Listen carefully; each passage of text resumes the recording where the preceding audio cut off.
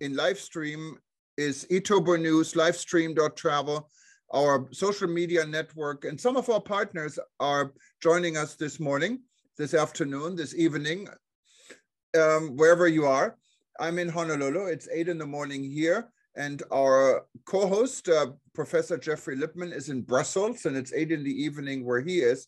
And we're going to have some exciting news for, in addition to the World Tourism Network, we're going to relaunch ICTP. It's going to be a different ICTP than the ICTP you may remember. And Geoffrey will explain all of this.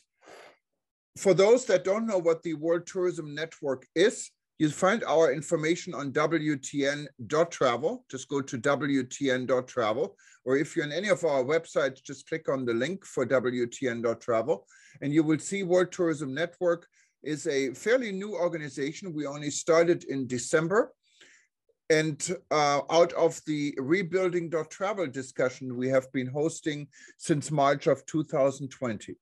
All of us are tourism professionals and in 128 countries coming together to see how we can rebuild the travel and tourism industry. Today, I see a lot of our friends and regulars on board, and this is always nice to see. I see Jens, after a special welcome. We just actually announced him as a hero, and those that missed our hero event yesterday where we honored our heroes, you can find it now on our YouTube channel, or go to livestream.travel and you can watch it again. And Jens is one of them. He's joining us at 1 in the morning from Thailand.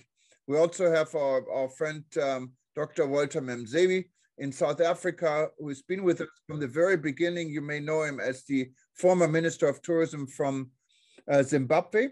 And of course, we have Gisao here in Honolulu, and her passion is climate change and renewable energy, so she fits right in here. And we have Apollinari Tyro, and he is one of the executives and ambassadors for the African Tourism Board in Tanzania. And I see many, many more names. We have Max Haberstroh in Germany. He just wrote a very inspiring report we published on eTober News just yesterday. Look it up. Okay, I want to do 3 things. I want to lay out the framework of the new ICTP. I want to explain why we've recreated it. And I want to try to show a little bit about how it will operate. What we have put together is what we call an SDG 17 cooperative agreement. That's a framework of agreements under the Sustainable Development Goals between WTN and SunX Malta, the not-for-profit organization that I run in partnership with the government of Malta. And as you know, WTN is the online community, and thanks to Thomas's outstanding broadcast, it's now become one of the recognized news-focused medium. And SunX Malta was established as a legacy for the late Maurice Strong, my friend and mentor for 25 years, who's basically the architect of the UN Sustainable Development Goal and Paris Climate Agreement framework. He put that together starting in 1972. 50 years ago, Maurice Strong was talking about climate change being existential. And SunX Malta is designed to carry that philosophy of Maurice Strong forward. We're trying to set up what I'm calling an activist organization. And I want to think it's more aligned with the spirit of Greta Thunberg than, say, the spirit of UNWTO or WTTC. Our position with the new ICTP, which stands for the International Climate and Tourism Partners, so we've introduced the climate concept within our framework. The idea is that it will become an activist organization which says, look, we're in full agreement with the general broad direction that the industry has been moving in on this issue, including the most recent Glasgow Declaration. We're absolutely supportive of that direction for the industry, but we think that the science and what's happening on the ground suggests that you have to go a lot further, a lot faster. So we will be pushing what SunX Malta has called its dash to zero, which is very much like the race to zero, except instead of looking for net carbon neutral by zero by 2050, we want to see it by 2030. And by 2050, we think our entire industry should be able to get out of producing greenhouse gases completely. And the reason why we think that is because if you look at what's happening in the world around, we've already used 1.2 degrees of the Paris 1.5 in 5 years since 2015. And the UN's own data says we're headed for 3 to 5 degrees between 2050 and 2030, 2050 and 2000 and 2100. The World Meteorological Organization has suggested that at the present rate, we'll hit 1.5 degrees within 5 years. And we're seeing the results. Everybody on this call has been reading about the extremes of weather. Not just bad weather, but horrendous weather. The floods in Europe, in Germany and in Belgium, the fires in California, the hurricanes in the Caribbean, and on and on and on. They're more intense and they're harder, they're tougher, they're more damaging, and they decimate traditional travel and tourism patterns. So by collaborating between the substantive work that we're doing in SunX Malta, which is basically to be advocating climate-friendly travel linked to the Sustainable Development Goals and the Paris 1.5, and the broadcasting capacity of the World Tourism Network, we think we can multiply our capacity to get the message across a lot faster. We think, and a lot more seriously, we also think that the message is a tough message.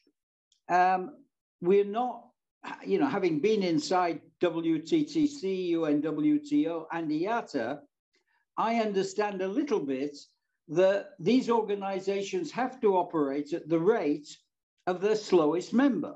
That's how membership organizations function. And we're not constrained by that. We can look at the science, we can look at what's happening on the ground, we can listen to tomorrow's next generation.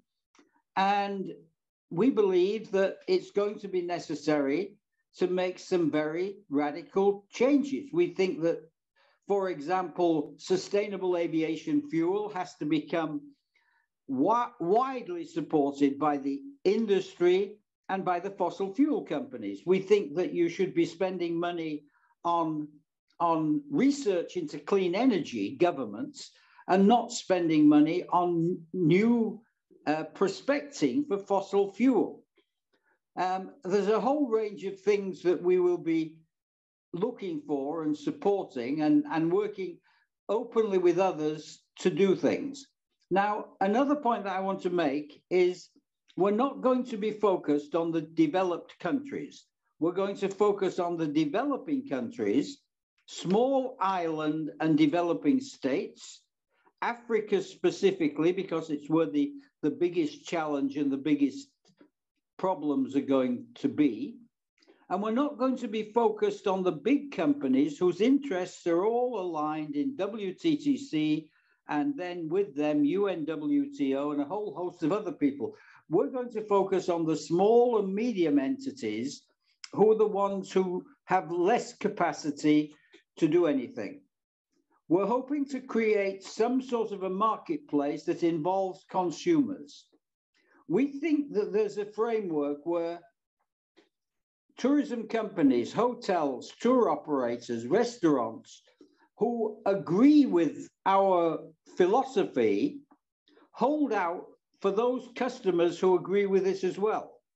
And we're convinced that the next generation, all the young people, they support what I've been trying to outline to you today. So we'll be producing this organization as a membership organization. People will get an electronic membership card. They'll pay a very small amount annually, enough to allow us to build a small organization. And I'm talking more about 20 euros or 50 euros than 200 or 500 or 3,000 that you have to pay to be an affiliate at UNWTO. And we'll bring in companies and communities at around the 100, 250 euro. And we'll run it with a small group of young people, many of whom are going through the diploma course that I'm running at SunX and the Institute of Tourism Studies in Malta. And we discovered they're smart, they're bright, they're committed, they're looking to do work in this field, and they feel it's purposeful. They feel they have a passion about it. So we're going to be bringing climate-friendly travel communities and companies together with climate-friendly travelers, travel consumers. And with Thomas behind it and myself behind it, we've roped in what some people call the usual suspects to be part of our core thinking group. Alain Saint-Ange, Walter Mazembe, Bea Broda, and Vijay Punasamy have all agreed to become part of this. And it being World Tourism Day today, we've decided to launch it today. We're putting out a press release saying that we're supporting the Glasgow Declaration, but with a development variant, like the Delta variant of COVID. We're saying we're going to focus on the developing states and the small island states, and we're going to bring them to the table in support of climate-friendly travel. So Thomas, that was what I was going to present in the video, a lot more smoothly and with some nice slides that I've spent a ridiculous amount of time doing. But I hope I've got the message across, and we'd like to have people discuss it, ask questions, join us, work with us. It's an open architecture organization, and there's a limited amount that we can do because we're doing other things. So we will rely very much on getting some smart, bright young people to do a lot of the grunt work on this. And they communicate so well, and they use social media so much better than we do. And we expect to see a strong presence on social media, and of course, a strong presence through ETN and Thomas's news media platforms. Thank you very much, Geoffrey. And for those that are watching us on eTurbo News and our platform, we will be playing this video info with all the graphics at the end of the session. So if you stay on after we say goodbye, on eTurbo News, you will be able to see this, and later on you will also see it, you will see the graphics. So Geoffrey, maybe if that's okay, we can open up the floor for questions or comments. Maybe we can start. Absolutely. Maybe we can start, and I'd love to put him on the spot with Walter, who's actually part of it. And Walter, would you mind taking the lead? Well, thank you very much, Eugen. Let me preface my remarks by wishing everybody a happy World Tourism Day. And what a pleasure to celebrate it with a very distinguished tourism practitioner in the name of Geoffrey Lipman, whom I remember very fondly. The hand-holding that he did to me and Zambia, leading to the successful hosting of the 20th session UNWTO General Assembly in the destination of the Victoria Falls. So Geoffrey is a very passionate African in that respect, while everybody did not believe at the time he actually believed in the capacity of those two Southern African states at the time to put up an excellent and arguably one of the most successful General Assemblies in the history of General Assemblies. And he started sharing his ideas and vision about climate change at that time, which was a very remote idea at the time. Climate change is not one of the most easily understood subjects, as you would imagine. And it needed his academic competence in terms of packaging it to the extent where we can understand it as we do now today. So I read a very clear message on the creation of a coalition of climate-friendly enterprises, companies, and climate-friendly consumers with the developmental variants. And of course, there's going to be a lot of work underpinning this. And it is very essential, obviously, that a platform like WTN begin to lend itself in terms of amplifying the message going forward. And we need to recruit the right people who can get the message across.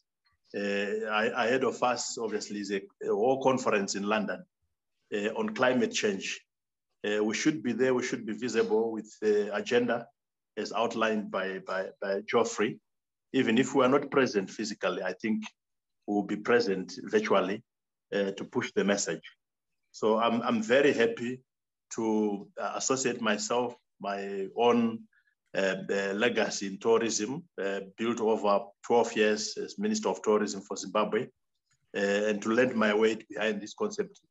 It's a very frightening statistic that Geoffrey has shared with us, that we have already utilized 1.2 degrees of the Paris 1.5 degrees since 2015.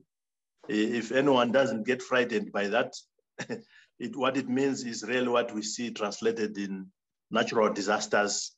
I never knew that we would witness, for example, floods in Europe, as we saw it in Germany, in Belgium, the perennial occurrence of hurricanes in the Caribbean, something that we put as a focal area of discussion during our time in the UNWTO, all of us, Geoffrey, Taleb Rifai, myself, Alan, and others, to the extent where we themed, I think, one of the World Tourism Days along the lines of tourism and natural disasters.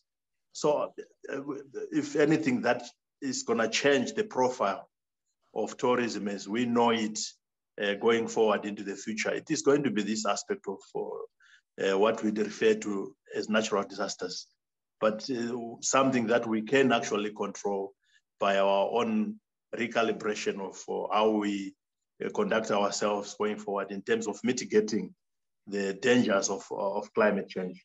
So I'm very happy to associate myself with this partnership, the international climate and tourism partners, as enunciated by Geoffrey, and we'll be sending the message globally, starting from today. Thank you very much. Thank you very much. Can I, Thomas, could I just say, in response to that, that very nice set of comments by Walter, he was a great tourism minister. And if it hadn't been for his vision, there would not have been any General Assembly, which he not only persuaded UNWTO to do for the first time ever, to put these two countries together, he persuaded his own president, who wasn't an easy man to persuade.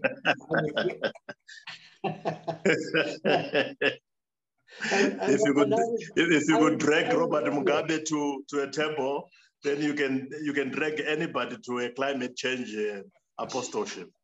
Yeah, I won't tell the story because it's worth it. When you took me to meet your president, and he asked me, he said, "How is my tourism minister? Do you remember?"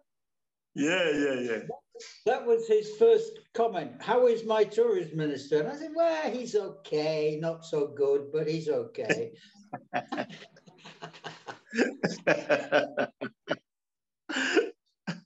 Yeah. Good memory. Thank you, Jeff. Thank you for those generous comments.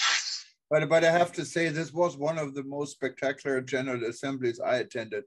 And I still remember everything that happened, going back and forth over the bridge between Zambia and Zimbabwe all the time.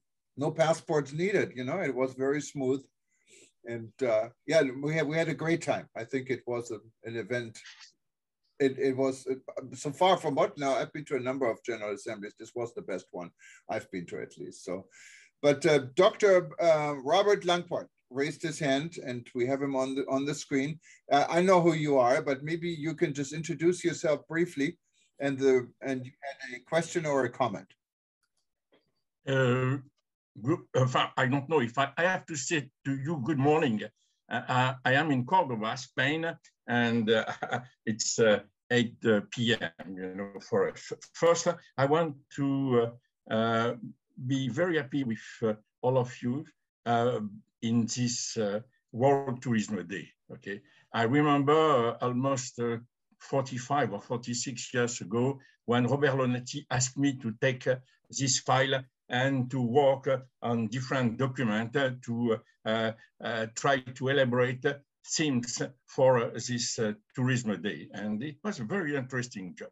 I want also to say hello to Walter, because as you know, I was during almost 1 year, one year and a half, one of the experts of the European Commission into your country. I know very well, I love your country, and I am very happy to see you.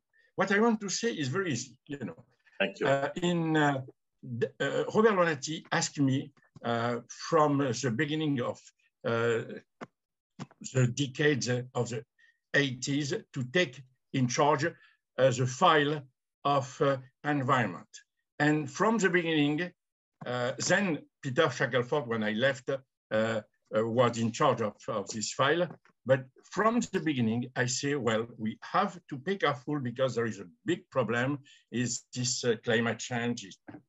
And little by little was the idea that, you know, we have to find some new concepts. When I left WTO, I was to the Blue Plan of UNEP. And right here, I was working with these people for the Mediterranean. And I was very lucky to work with the team of the Prime Minister of Norway, Britland, and to work on tourism. And remember, I was publishing a book on tourism and environment. And I was one of the first to say we have to find a way to do with tourism in order to have the less impact, you know, on nature, on culture. And I was using the word sustainable tourism. I was one of the first to use this word. Well, since, you know, a lot of things were occurring, and people are now saying that, you know, we are not working very well on this field. You know, 10 years ago, there was in, I have the document right here, in Évora, in Portugal, a big meeting, you know, concerning sustainable tourism.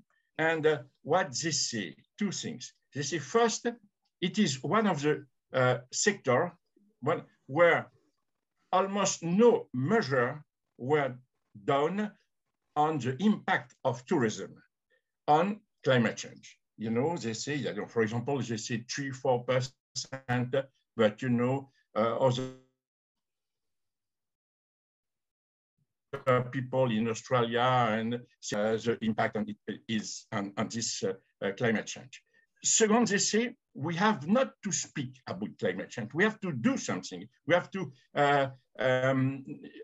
improve not only our research instrument, but we have to push for a new initiative. And in Evora, it was says that, how can we compensate the carbon? How can we develop initiative? How can we give money to this new initiative? I am finishing now, well, a work, on this issue. It is in French and Spanish, because they asked me that. And also, I just present my third dissertation on this, on the future of tourism. And really, I send a questionnaire to almost 200 experts in the world, mainly French-speaking and Spanish-speaking people. And I found that, there is no real consciousness about this issue of sustainability and climate change. So what I ask, but I don't want to speak too much, I ask that we take initiative, and bravo, Geoffrey, my friend, my old friend Geoffrey, we have to take initiative. We don't have to just to speak. We have to push our government, to push the enterprise, to push our organization to take initiative and to do something against this climate change. Thank you very much to all. Thank you very much for your comments, and thanks for attending. And yes, I know it's evening. It's hard to believe because I'm sitting here with my coffee. But but I wanted to just say hello real quick, if this is okay. And Jens Threnhardt, he is joining us from Bangkok. And Jens was recently also appointed as or awarded as one of our heroes at World Tourism Network, and is involved with the Mekong project for many years in Southeast Asia. And we had a really good session, and I'm really amazed of all these things Jens is involved in. Jens is a German Canadian, and we actually figured out he's from the same city I'm from in Germany, from Düsseldorf. So that makes him even more important. So I want to put you on the spot, Jens, and to say hello, if that's okay. Thank you, Jürgen. And first of all, happy World Tourism Day to everybody. I think it's a very important day, especially during this COVID time. I want to say hello to Geoffrey and Walter and other people that I know from UNWTO meetings and other meetings. And obviously Geoffrey, I think, is almost like everybody's mentor, but I'm proud to call Geoffrey my mentor as well. And he's been giving me advice, I think back in 2008 when I was with the Canadian Tourism Commission, and when he actually came to Vancouver when I did an event called the Canada E-Connect conference, which was the first e-tourism conference in Canada at that time, 2007. When we planned it, actually, it was 2007, I believe, and Geoffrey came, and Geoffrey said, "Well, I need to have a reason to come. I want to come to Vancouver, but you got to give me a reason to come." So I said, "Well, we have this award. Why don't you just give out an award?" And so, long story short, we came up with this award, which was actually the and Geoffrey, correct me if I'm wrong, it was the E-Tourism Climate Change Award. And I think, this was 2007. And then Geoffrey was able to get it sponsored by Microsoft. So that the head of tourism for Microsoft came up from Seattle, Eric Basha at that time. And we had a beautiful award ceremony at the IMAX Theater. Which was together with, partnered with a foundation that was run by the Miss Canada organization. So we had a few Miss Canadas there. There was another motivation for Geoffrey to actually come. I remember. Yeah, it's the only thing you remember. But yes, I mean, I think I just wanted to make that point because, yeah, back in 2007, obviously, Geoffrey already had climate change in his heart, and he inspired me that this is something important. Before Al Gore put his movie out, Inconvenient Truth. So So I think, you know, obviously inspired by Maurice Strong, who I also had the pleasure of meeting when I lived in Beijing, and we had breakfast many times. Actually, you know, it's funny, Maurice Strong never talked about climate change. He only talked about how bad Geoffrey is. So, so Walter, you don't have to feel bad that Geoffrey comes to your country and talks bad about you. There are people that also talk bad about Geoffrey. So yeah, but I think this was actually a very, very beautiful event. And fast forward now to the Mekong region, Geoffrey and I have been working to see also how we can bring the SunX program into the Mekong region. Geoffrey joined our Mekong Tourism Advisory Group and started an expert group on SDGs and climate change. We have our Destination Mekong Summit coming up on actually October 21 and 22, and Geoffrey will actually lead a panel with a student and a CEO of tourism organizations in the Mekong region to discuss this issue of climate change. So I will stop here, but I think, you know, obviously developing regions like the Mekong region and island nations, I think definitely need to have that support and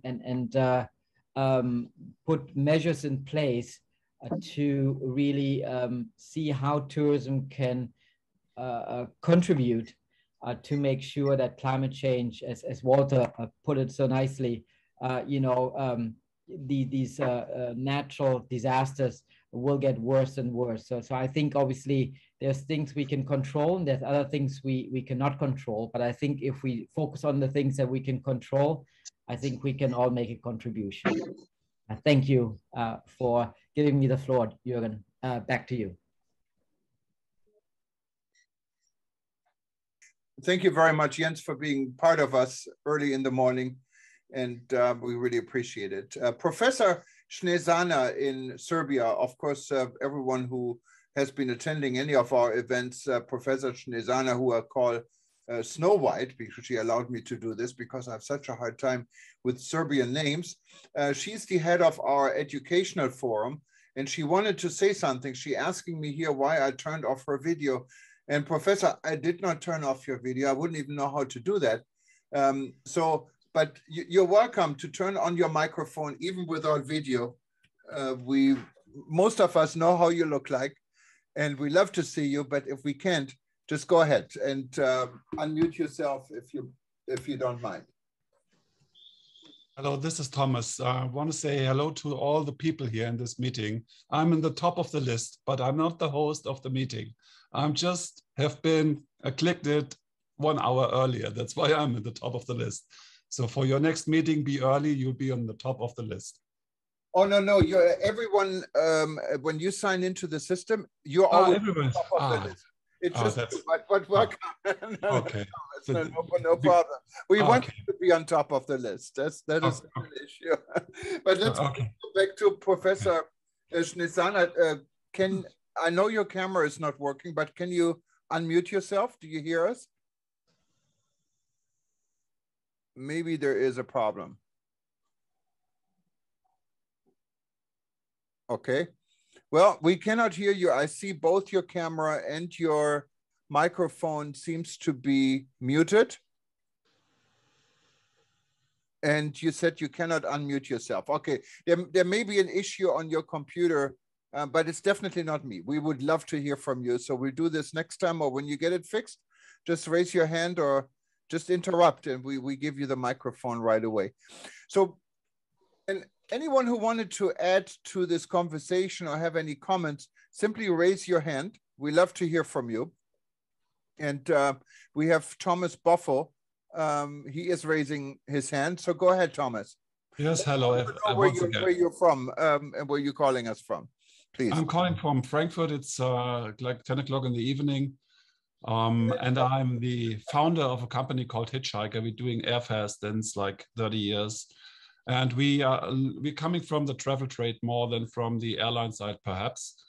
And for us, that we are aggregators, and we are a medium layer between, if you want to build a website for flight, you would use something like what we provide to make your life a bit easier. So, but for us, it's always the question, how would we implement? Where would we have to start? Where would we have to fill fields in the databases? What are the processes that we need? Maybe have to lay the fundamentals. I have no idea. And I would be happy to get more information about that, what comes along with this CO2 train. Geoffrey, back to you. I don't think Thomas, not this Thomas, but the other Thomas, I don't think our intention is to become data collectors or data providers. There are plenty of people in the travel and tourism sector, including all of the big booking engines. They're starting to, well, they're certainly collecting green information with their organization Travelist. And people like Amadeus have got lots of data they're collecting, and the airlines are collecting data on climate-related issues. And we can't compete with that, and nor do we need to or want to. They're doing, very good data collection. Our interest is much more in building communities of interest. We want to see those people who feel as businesses or as communities that they want to do something to respond to climate change. And I go back to something that Jens said. It's not about how you respond. It's not only about how you respond by reducing your carbon for 2030 or 2050. It's how you respond if you're a Caribbean island to the next set of hurricanes, or if you're somebody where there's desertification. Is there anything that you can do to respond to that? Because you need to have resilience now, not in 20 years' time. So I think we can work as a community to give good practice examples. We're working with a group in Germany who Jens put me in touch with called Hotel Resilience. And they do an assessment of how exposed a travel and tourism company is to climate-related issues. They go into the data, which is not kept by tourism people, it's kept by people, by environment agencies or national atmospheric agencies or science groups or those kind of people. They go into the data and they will take a hotel, this group, Hotel Resilience, and they will assess what's the likelihood of there being a forest fire? What's the likelihood of there being a flood? What insurance companies might provide insurance against that kind of thing? What could you do physically with your property? For example, if sea level is rising, should you be looking towards working with your government to put some fortifications or mangroves or whatever? We're much more concerned, Thomas, with actually doing things and making them happen and raising issues of concern. Here's an issue. In the UK, who are hosting the COP meeting, they have this absolutely outrageous air passenger duty. We all know it's a total farce. You pay the money for some sort of originally environment-related activity, and it goes into the central treasury to be used for anything. Well, why can't we all get together and tell Mr. Johnson that he should be using the air passenger duty for research into climate-friendly travel? So it's much more of a lobbying kind of activity, much more of a helping people find the right operational solutions. In our case, in SunX Malta, we're training all these young people who can help companies as they look at these challenges. And so it's much more of that, Thomas, than trying to put data together. Yeah, and but you brought up an interesting point, Thomas. Maybe we can talk off the record how we could possibly work together with what you're doing with World Tourism Network. So I would definitely welcome that. And just feel free to contact me anytime. But thanks for your intervention. We have Colin Bidewell. I put the spotlight on him. He had a comment and a question, so maybe I thought it's easier for him to phrase it, since his camera was on. So I just want to put you in the picture, if that's okay. Colin. Gosh, okay. Hi, Jürgen. Great initiative and great series, etc. Hello, everyone. Colin Bardwell, just independent management consultant from the UK. Yeah, we've seen a lot of movement, haven't we? Basically, I think in the sustainability space recently with Google and Travelist, obviously, that you just mentioned. I just wondered what the sort of the impact of the people who have got deep pockets on the whole agenda and influencing parts, certainly in consumer booking behaviours, because I guess it's consumers where the influence needs to happen. So what do we think the impact's going to be on people who have got the deep pockets, i.e. the big tech companies, compared to, I guess, any sort of community-based, so sort of because we seem to see a lot of activity certainly in the recent past from ESG type of initiatives, particularly with the big tech companies. I think you touched on it a little bit, basically. I just wondered if you wanted to expand on that, really. Geoffrey, you have it? Yeah, excuse me if I'm going to sound a bit cynical. They'll have to convince me that what they're not doing is looking after the big tech companies. You know, my historical observation is that the big tech companies have dabbled in actually delivering on issues around sustainability and climate change, and much more used their power to do consumer surveys, to perhaps support the lobbying with data. I think they could do a lot more in operational terms, and they could certainly do a lot more in, for example, building a fund that could help the poorest, the developing states and the island states. I think that would be something that they have lots of money, not just the ones in travel, you know, Amazon, all of those people. There's an equity issue around this. The ones who are going to suffer the most are the poorest, the ones who can least handle it the most.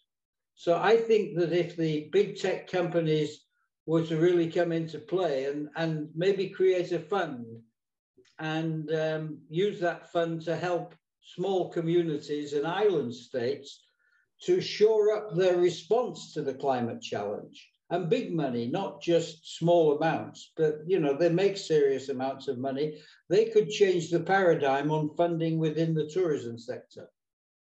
But I'm not going to hold my breath expecting it to happen. Thank you, Geoffrey. Let's go from London back to where I am at, right here in Hawaii. Gisao has also been with us almost from the very beginning. She is an Iranian German lady living here in Hawaii. And I met her actually for coffee not too long ago and really enjoyed to exchange some ideas and to learn more about each other. Gisao, welcome, aloha. And please unmute yourself. Hi, everyone. Yeah, as Jürgen said, I am in Honolulu and my passion and work is sustainable operations. My background is engineering, so I am involved in construction and also green building and green operation as well. So I think they all are connected. And with this, the new idea that Geoffrey is bringing, I agree with what you said previously with the data collecting, and also Thomas mentioned that he is doing data collecting. So I think when we are focusing on areas that are not supplied with internet, which is the focus of the new organization with Africa, basically. Yeah. So we will have a lack of information. And I don't think that it's really needed to collect data. Being there, sensing the need of the community, it is will be much more effective to plan what is really needed in the locations, the different locations, because the continent is huge. Yeah, the need is huge, and there are so many different culture and people around that you cannot even collect any data information from them. So I think really being present, focusing on community needs, and of course, everybody hopes for support, but I think that is for this program, specifically looking at data, I think that would not really address the need. And in general, if data collection is not always the answer, it's maybe helpful to get a direction, but remaining focused on the needs for each community, each area that we are working in because of the differences. Yeah, I think that is really what we have to focus on. Also infrastructure, investing in infrastructure in a right way and for the long-term impact, that is what tourism side of the sustainability can support the countries, yeah, to whatever plan we make, that they can take the benefits along the way for many, many years to come and build upon that as changes will appear and come up. Thank you very much. So, Geoffrey, do you have any answers? No, I agree. I agree. I'd like to know more about your coffee meeting that you and Giselle held. Well, actually, go ahead, Geoffrey. It will come at some point, Geoffrey. I can tell you that. That was a business meeting coffee, yeah, and it will come more about that, yes. And that is probably, the place to, it would be, I think, something that will match your ideas and the concept, yes. It's the only thing that Thomas doesn't have in his empire is a tourism dating agency. He's got all of the other pieces in there. So this could be an important piece of it. No, I share your view. This is not about, we're not talking about doing studies with this new group or building databases. As I say, many people are doing that and doing it much better than we are. We think, like you said, it's going to be what happens in communities. And every community has a different challenge when it comes to responding to the climate, because the tourism, increasingly now people say the tourism has to be built on the ethos of the community, the culture of the community, the requirements of the community for the type of tourism that they want. And factored into that is the impact of climate change, and it will impact on each one differently. And all we hope to do is to provide a network of good information that will give them access to plenty of studies that are out there. I often say this, but I'll repeat it again.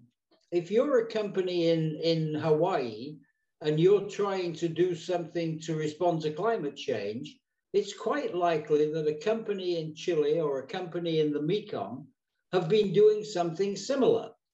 Well, through this combination of the research capacity and support capacity that we have at SunX Malta, particularly with the young people that we're training now, and with Thomas's communication network, we must surely be able to bring better information, not necessarily data and statistics, but this is a really good solar panel system. This is a really good renewable energy system. And that there's so much information, it's hard for small and medium enterprises to find that information. So I think we can be a kind of electronic library for giving people good practice and mangroves. You've got mangroves somewhere in Thailand. There's a group of people working on how to strengthen mangroves because they form a barrier against flood surges. Yeah. It's that kind of a thing, and we don't know at this stage what we'll do. We just know that the climate issue is the pivotal issue.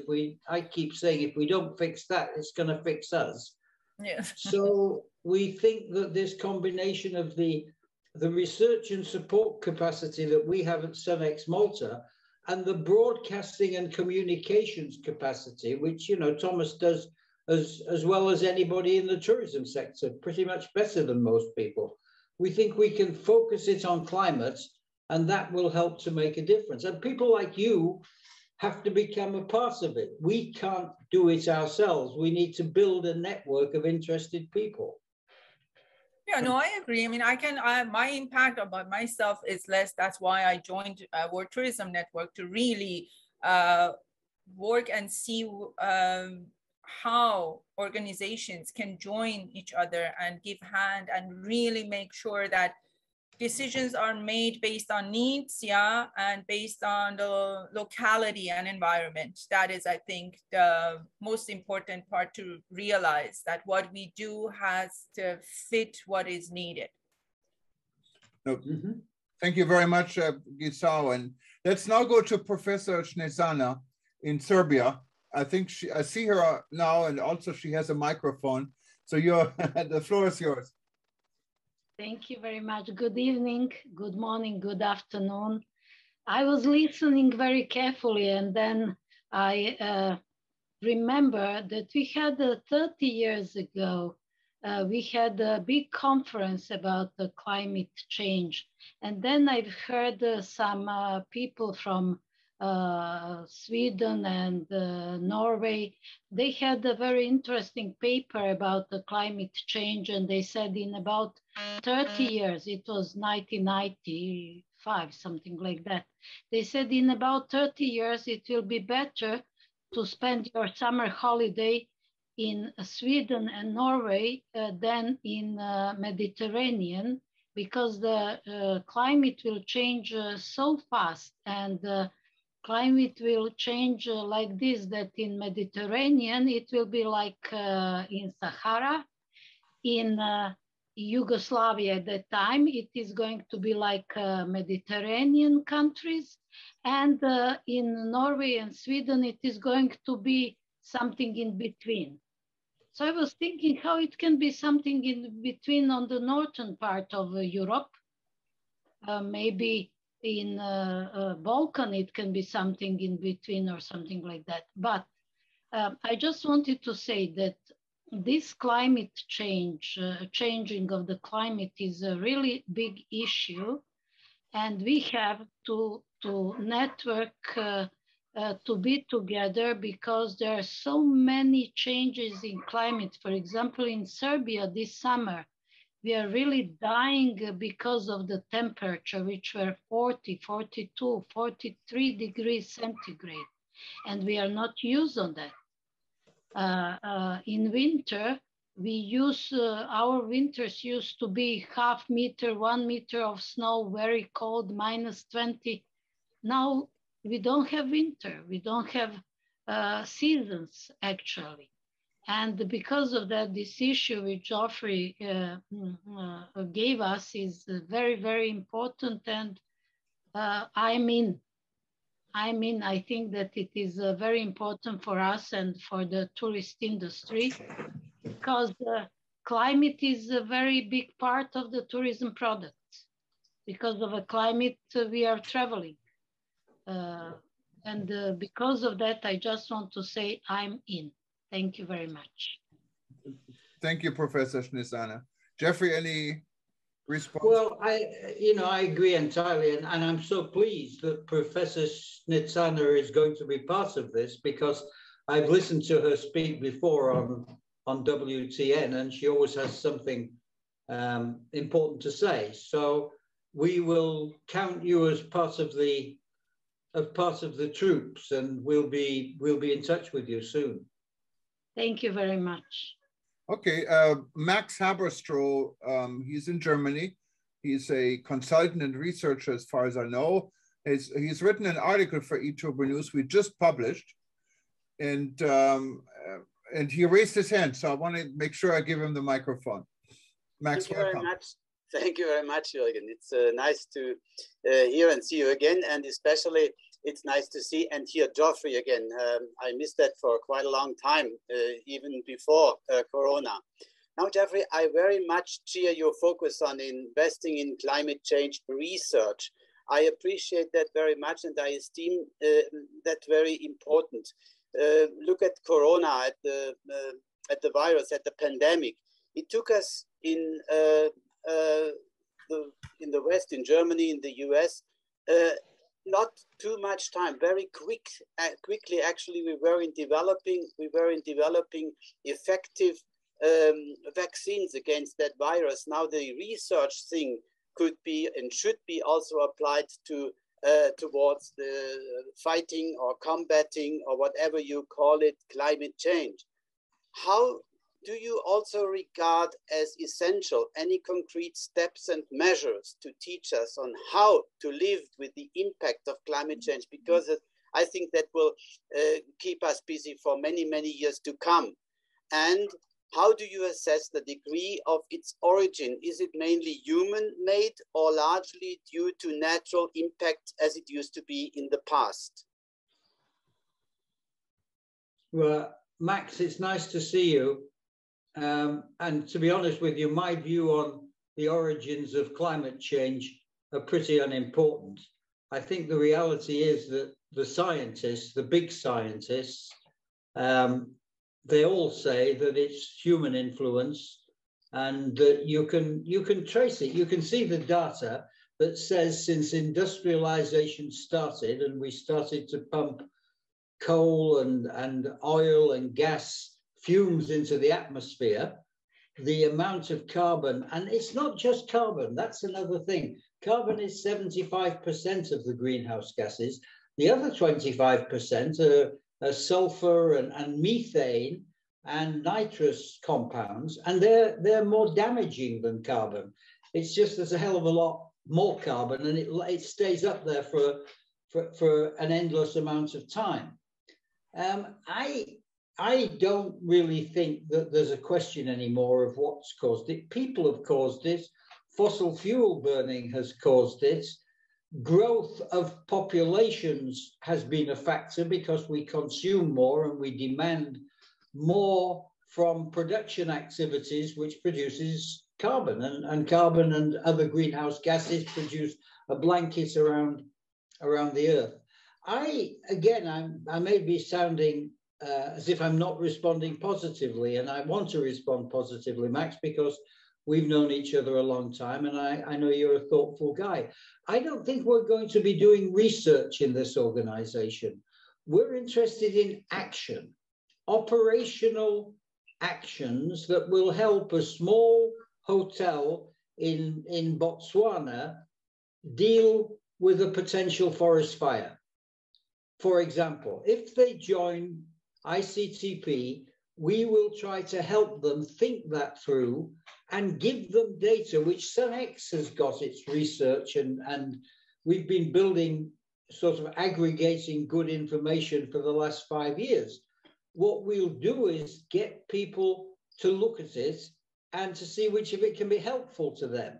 And it's a question of the UN system calls it adaptation. It means climate change is there. It's going to get worse. It's going to affect tourism. How can tourism companies and communities now take action which will reduce the impact of that? And that's what we think this new ICTP will help people to do. I understand that pretty well, but Geoffrey, I was, for a certain period of time, I was working a consultant of tourism in Madagascar. That was pretty long ago. And I think, and I remember that even in those times, people were very worried about the progress of wildfires in Madagascar to destroy the forest there. And they made gangs responsible for that. And the government actually, although at the time led by a very effective to be president, was not able to stop that. Now, when we are going to influence or to inspire SME companies to do something about that, that is pretty well. That is a little bit like the grassroots approach, I would say. But if we have it on from two times up, from top down and from bottom up, so as to include the governments, the responsible people, the decision makers, actually to stop just that doing don't you think these 2 points would be complementary to each other? I do. I fully agree with you.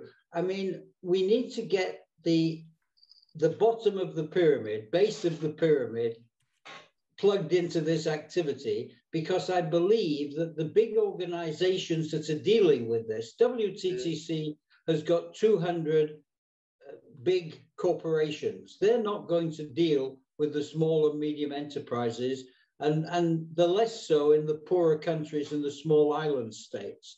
And I think we can help there. But it's not just a question of motivating companies or communities. Yeah, we have to help give messages to governments. I mean, governments are pretty much seized of this issue now. And I think we will be talking to an open door if we go in with something which is constructive and positive and with creative ideas about how they can deal with these issues, not with kind of finger pointing or accusations, things of that kind. It's a question of how we put it together. But I agree with you, Max. It's not enough to do it at the bottom, because basically governments have all the money and they have the capacity to make the regulations, and they have the capacity to help people make changes by incentivizing them. You know, give people an incentive to put solar panels on the roof. We could argue that for tourism companies, and maybe they can't argue it for themselves as well as we can help them do it. And with Thomas's capacity, Jürgen's capacity to give a media light on this, that's quite a powerful weapon. I agree to you. Thank you very much, Geoffrey. Okay. And you've probably seen that Thomas doesn't shirk from being controversial. Not really. So we have James Rusher, and I see there's Dr. Robert Langford had a comment or question. I don't know if you wanted to do it online. If anyone else wanted to contribute, we're running slowly out of time, so please raise your hand now. We will give you the floor. And if we don't hear from anyone else, we're going to give a question now to James Russell. James, go ahead. Yes, thank you. Let us know where you're from, also, please. Certainly. Hi, I'm Jim Rocco from Washington, D.C. And it's actually quite interesting for me because for a very long time, and to some extent continuing, I've been involved in international environmental policy, and I've been to many a UN meeting and so forth as an NGO representative on sustainability and other things. And I became a tourist guide as just one of the arrows in my quiver, so to speak, about 8 years ago here in Washington and New York City. But I've also gone to some international tourist guiding conferences like the one in Tehran a few years ago, which I have many interesting stories about, by the way. So it's sort of inadvertent. I never expected that the tourist guiding side of my experience would really segue very much with the environmental experience, but it so happens that it has. So therefore, having said that, I am trying to think about how I might contribute to this. I want to point out one thing. One of the things I'm doing right now is I'm on the board of a NGO called the Integrative Strategies Forum here in the US, and it has been solicited to help out with a tourist guiding and plastics initiative through, some of you may have heard of it or not. It came out of Eco Forum, I guess, in Moscow, but it's being pitched by Eco Accord in the European context. So I have a specific interest in how we might deal with plastics. But my broader concern, and I will shut up in a minute, I promise you, because I'm still puzzling this out, the role of the tourist guide and how it all fits together. But one of my big concerns is the dangers of succumbing to a definition of resiliency, which is basically defeatism. So I fully endorse the previous comment. I think it's a question of top down, bottom up, because a community per se has no particular policy influence if you look at it in isolation. So the question is, how do you get the whole system together? And it's not only a question of moving New York City to Omaha, for example. It's a question how you can continue prevention or at least mitigation efforts that are integrated into what we're doing. So those are my interests. Having said that, then I have two specific obvious questions. What's the best way to get in touch with particularly Sun, Malta, and Geoffrey Lipman to continue this? Is there a particular contact person and address, number one? And number two, are you by any chance going to be able to make a list of participants in this meeting? To me, that would be very helpful. I don't know if you do that ordinarily or if you can do that, would be helpful. So my questions are how to, continue this, follow up with this by my in particular getting in touch with Geoffrey Lipman and Sun Malta and other people, and then maybe thinking about having a participants list of some sort. Well, James, maybe before I give to Geoffrey to cut in there, ICTP.travel is our website, and we will add this information. It hasn't been completed under the new concept yet, but our roof organization is World Tourism Network, WTN.travel, and you also find Geoffrey under Belgium and contacts. We usually don't just give out participation lists, but we can do it depending on needs, possibly. It's also a database privacy issue sometimes. Sure. Together, and I would recommend, if you haven't joined a World Tourism Network yet, join us as a member.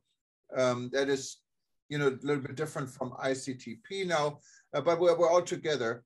And then, of course, we may have other options also to work with you. But back to Geoffrey. Yeah, no, James, look, let's just communicate between us. It's not a question of having an address. You can get me if you go to thesunprogram.com. Most of my stuff is there, but glipman@gmail gets me, and we'll exchange to see where there could be areas of common interest. And when it comes to getting lists, Thomas, I'd be happy if you'd ask Jens if he could get me Miss Canada's address again. All right. Okay. So we have two more people raising hands, and then we're going to come to a close probably after this. And we have Dr. Robert Lankwart, really put him on the spot. He had a question. And James, thank you very much for your intervention. Much appreciated. And thank you. Yes, thank you. Thank you. And let's go to Dr. Robert Lankwart real quick, and then we're going to go to Hans. Very quick, yes. First, I want to say hello to James, because my mentor was not Maurice Strong, was Clargan, and I know that you know him because he was working a long time in Washington. I got my American PhD with him. Well, I just say in the chat that research to fight climate change must not focus only on technologies. We need to work more on behavior. And we need also to teach all that in our school and university. There is only a few programs concerning that, and I am amazed to see that, the people are not really interested to develop program on educational program on these issues. And we have to do that, Geoffrey. You have to fight for that. And that is, thank you very much. It was a pleasure to I have right now, I just received the minutes of my conference in Marrakesh on tourism and climate change. If you are interested, I can send you that. And it is in French and in Spanish, but I can do an effort and translate it in English for everyone. Thank you very much. Jürgen, thank you very much, Geoffrey. Thank you to all. Yeah, we'd be very interested in it. Just feel free to send. And if you don't have time to translate, we can try Google Translate it, make the best yes. of it. I will send you that tonight. Thank you, Jürgen. We have Hans Friedrich. It sounds like he might be from Germany also. raising hands. Let us know where you're from and who you represent, please. Hans. Yes, Jürgen, I'm not from Germany. I'm from the Netherlands, actually living in Malta. And Oh, I'm part of SunX Malta. All right. I'm working with Geoffrey as the registrar of the Registry of Climate-Friendly Travel. But in my previous life, I was a director of IUCN, a regional director. And of course, one of the things that really excites me about your recasting ICTP is the focus on Africa. We know that tourism and wildlife conservation have an awful lot together, as it were. Tourism has been the backbone of a lot of the wildlife conservation in Africa. And during COVID, when tourism all of a sudden stopped, it was a real disaster for a lot of the conservation activities. I think, as Geoffrey keeps telling us, climate change is like COVID on steroids.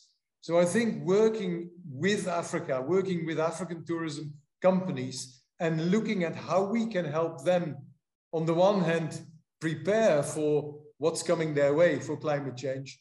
And on the other hand, thinking about the registry, getting them involved in actually taking climate change serious, as it were, and see how far they can deal with the issues is, I think, a very important issue. And I look forward to working with you on that. Thank you very much, Hans. Much appreciated.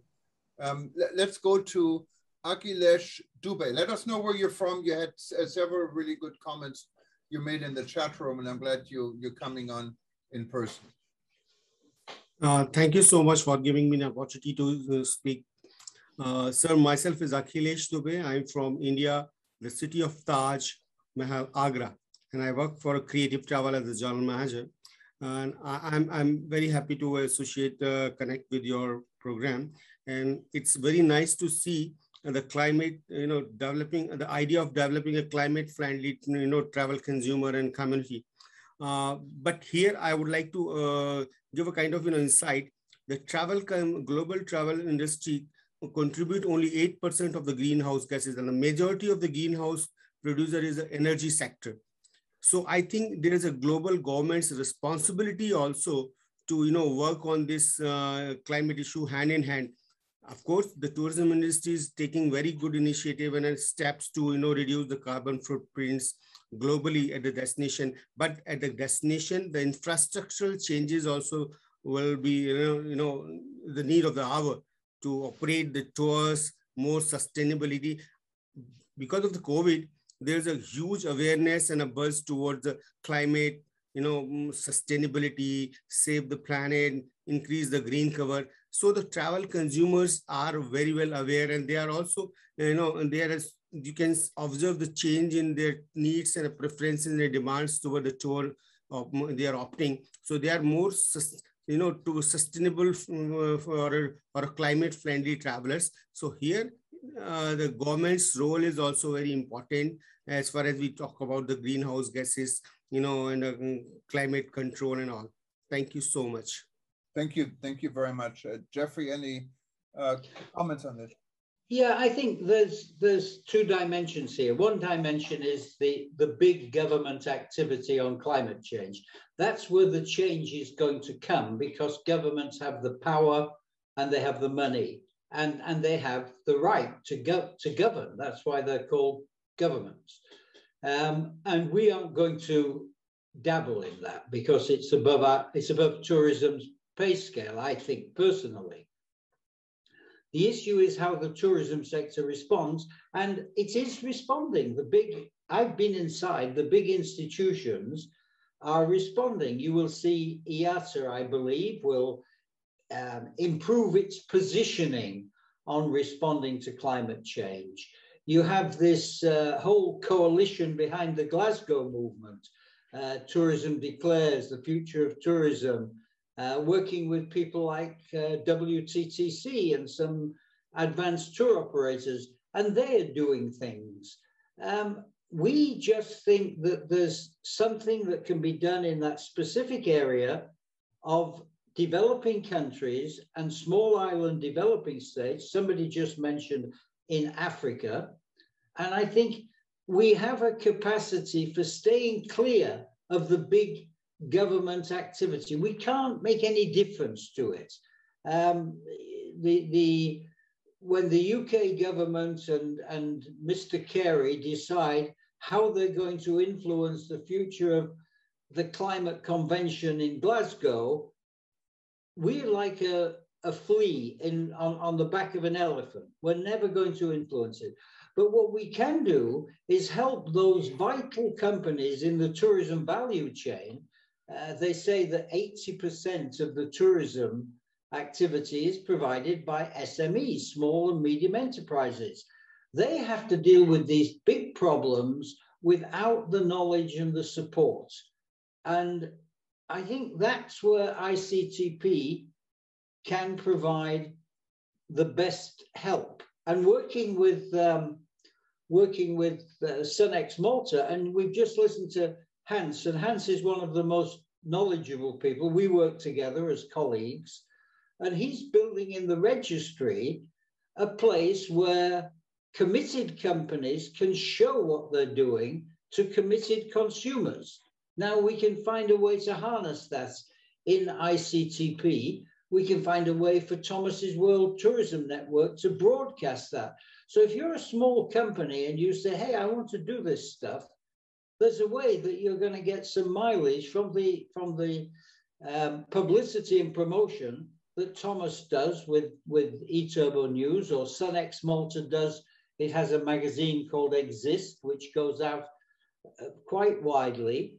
And we can showcase committed small companies who want to do the right thing. In the end, we're all going to have to do the right thing, driven by regulation. Governments are going to regulate on, and they're doing it. They're regulating fossil fuel cars out of existence in Europe. You won't be able to do it in 2035. You won't be able to buy a fossil fuel car. And I think we can help people anticipate this and make that adjustment and give them good practice and generally do something in an important area of tourism that isn't being looked after by anybody else at this stage. Thank you very much, Geoffrey. Thank you so much. We're going to get our very last question, and from Kuyanga, Angela, Martha, and I'm not going to pronounce your last name, but where are you from? And please, the microphone is yours. Yes, I'm from Angola, talking from Luanda. Welcome. Yeah, thank you so much.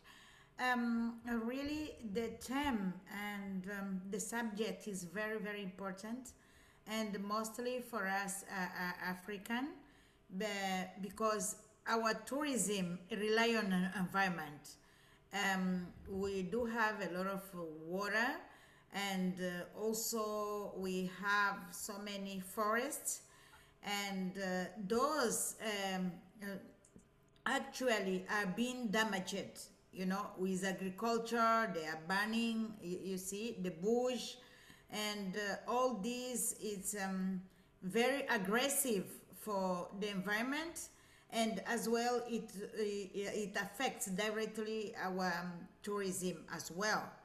Hopefully here in Angola, the Ministry of Tourism is together. They have joined. Before it was separated with the Ministry of Environment, but now they are together. Is a Ministry of Culture, Environment and Tourism, which make easier to address matters about culture and tourism when and environment when we are talking about empowering the tourism in Angola.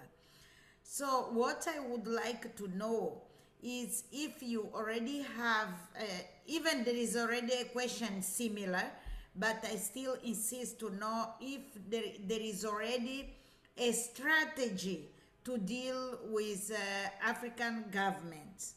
We know that it's not all of them that support strongly the tourism for the moment. Mostly for countries like us, where you know the economy rely on petrol. You know, the tourism is something new that we are developing now. So I would like to know if there is any strategy which can be shared with us, as most of us, we are also ambassador for African Tourism Board. So we could join force, we could make plans together and approach directly government, so that most of things that we use to discuss in our forums can take action, because those are matters that we need to do something quickly. Thank you. Thank you very much, Kuyanga. If it's okay, I let Geoffrey respond, and also maybe very quick go to Walter, because he has the experience on the public sector in Africa, and both Kuyanga and Walter are leaders in the African Tourism Board. And after this, we come to an end for the Zoom event. But those that are watching us on eTobo News and our other social media and various platforms we're on right now, stay tuned, because we're going to show that video again with Geoffrey, summarizing everything we had discussed. And then after the event is finished, we will archive everything. You will find it on World Tourism Network, linked on livestream.travel. And we're also going to link it to the African Tourism Board, because Africa has been in the focus quite a bit. So if it's okay, Walter, maybe you want to say something. We give the last word to Geoffrey, and then we're going to end this, continue with the video for those that are joining us on the ETN platform. Well, there's nothing that beats engagement. In fact, in my remarks, I indicated that we will be in London virtually to make sure that we are ahead as governments meet. But Kuyanga, myself, yourself, Eugen, and many others are members of the African Tourism Board. And we have to mainstream our agenda on climate change, I think, to the African Union, and make sure that it is squarely placed within the Secretariat of the African Union. But even more importantly, I think, I see and I envisage sessions, dedicated sessions that will group African ministers by region, something similar to the ministerial roundtables that we had under ATB, but these ones with a special focus on climate change and what we are seeking to achieve under this ICTP. So we will take the agenda to governments in the same manner that we're doing ministerial roundtables, and see if we can influence policy in that context. Thank you very much, Walter. And now we give the last word before we continue with the video for those that are joining us on eTobo News, and close this session here for those that are on Zoom. Geoffrey, the floor is yours. Well, on that latter point, I'm very happy to do what I did for so many years at UNWTO and say, I fully agree with Walter. Thank you. And no, really, I think we can have a particular influence in Africa.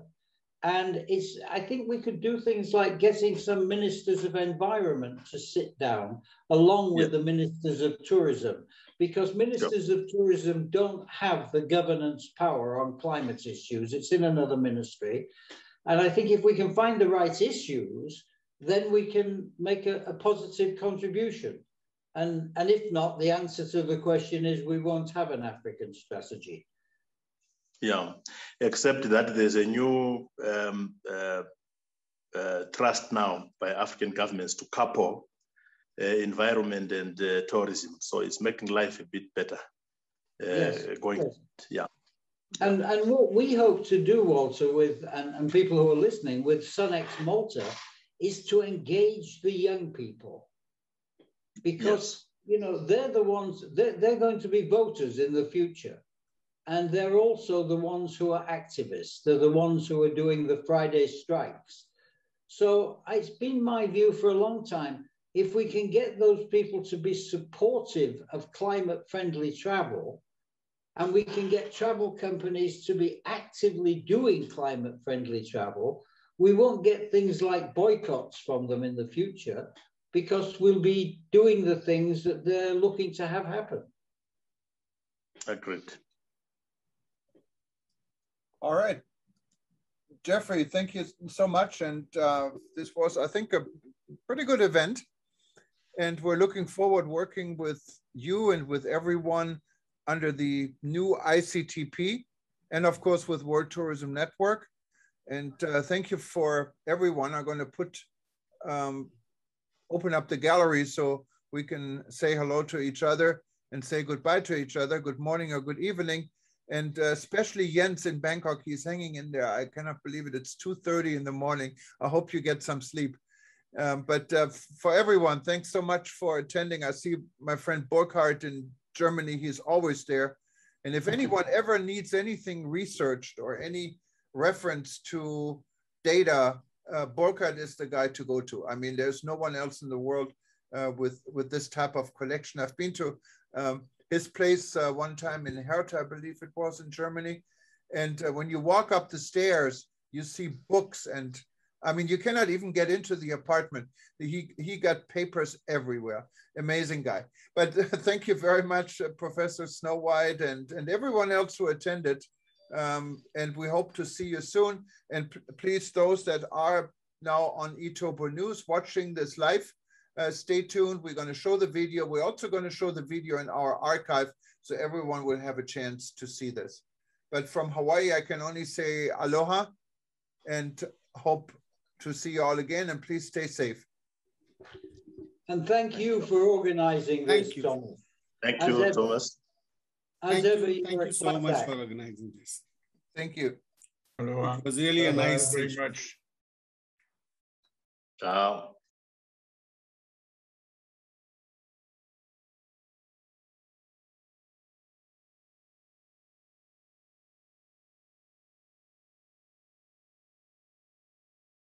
Hi, I'm happy to welcome you as well. I want to do three things. First, I want to lay out the framework of the new ICTP as we've conceived it. Secondly, I want to explain why we've recreated it. And thirdly, I want to show how we would hope it will operate going forward.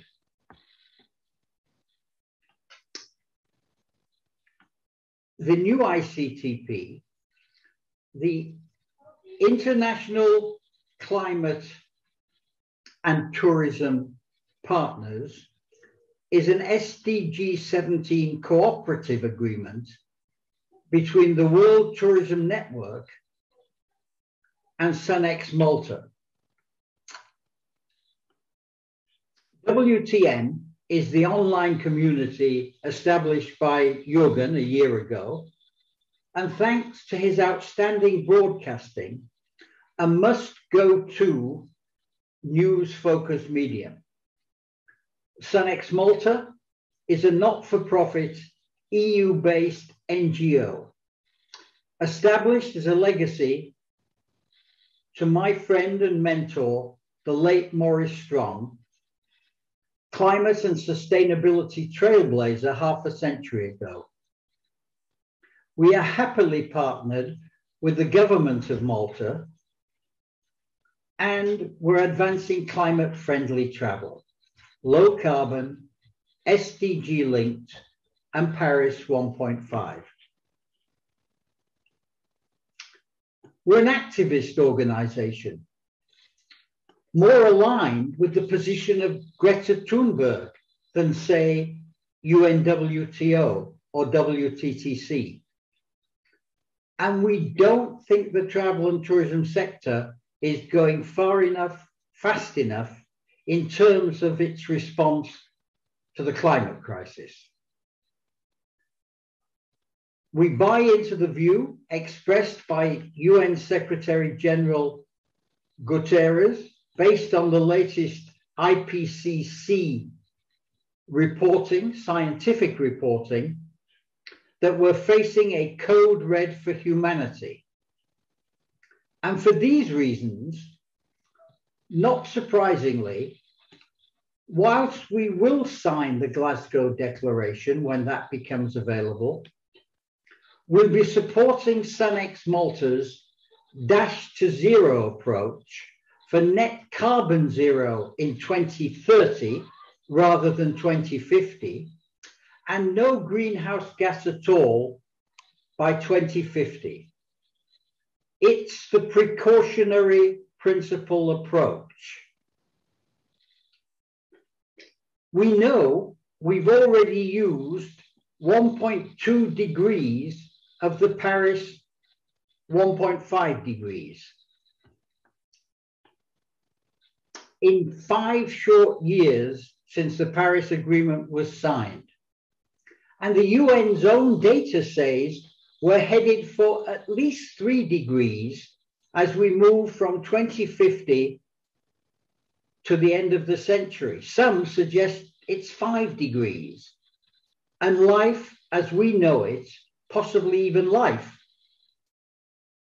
can't sustain those kind of temperature increases in many, many, many hotspots in the world. The World Meteorological Organization has suggested that at the present rate, we'll hit 1.5 degrees within 5 years. And we're seeing the results in extremes of weather, floods, fires, hurricanes, and the like. There are more intense and more unpredictable patterns, and they decimate traditional travel and tourism flows. As I said, we acknowledge that the Glasgow Declaration of UNWTO and others continues the tradition of climate declarations of Geoffrey in 2003 and of Davos in 2007, where the industry has sought to come together to respond to this crisis.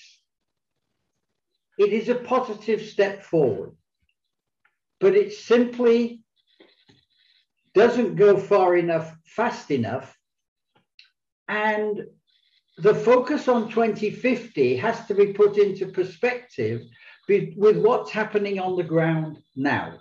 We have to have resilience now, as well as a reduction in emissions for 2030 and 2050. We need to have support mechanisms for this. So by combining the strengths of SunX Malta in climate impact analysis and response, and of WTN and ETN in industry and public communications, we think we can add a new dimension. And yes, beyond the noble declarations, but into solid transformation support systems from SunX Malta, for example, a registry for transparent action on sustainability and climate plans, an SDG 17 resilience network for dealing with climate impacts today, and a strong climate champions community. We're aiming for 100,000 across all UN states by 2030 to help companies and communities as they transform. Add to this the widespread outreach from WTN, ETN, and the Travel News Group, and you create a new dynamic in the mix. That will be the new ICTP. Always green and sustainability focused, as it has been, and now clean and climate led, with well-known sector activists at the helm. And we're open for others to join us. The task is so massive to help travel and tourism transform as a lead sector in the drive for a new climate economy. One of our primary differentiators will be the desire to create a market for climate-friendly travel, low carbon, SDG-linked, Paris 1.5 trajectory, with a big focus on connecting like-minded consumers, communities, and companies using all of the tools of our electronic media-driven world and our websites, ICTP.travel and climate.travel.